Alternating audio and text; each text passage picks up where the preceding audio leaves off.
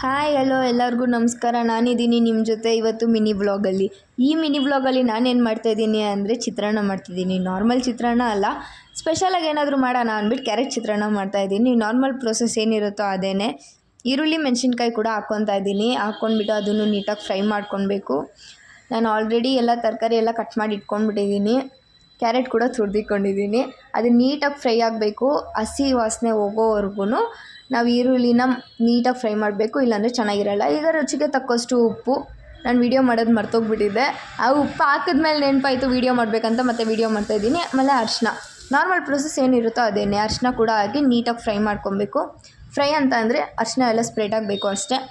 ಆಮೇಲೆ ಇವಾಗ ಕ್ಯಾರೆಟ್ ಹಾಕ್ತಾಯಿದ್ದೀನಿ. ಮೇನ್ ಬೇಕಾಗಿರೋದೇ ಕ್ಯಾರೆಟು, ಸೊ ಕ್ಯಾರೆಟ್ ಹಾಕ್ತಾಯಿದ್ದೀನಿ.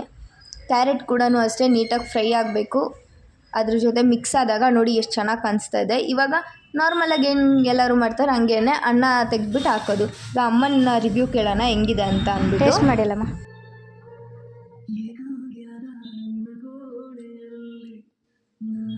ಚೆನ್ನಾಗಿದೆ, ಸ್ವಲ್ಪ ಖಾರ ಕೊಟ್ಟಿದ್ದೀನಿ.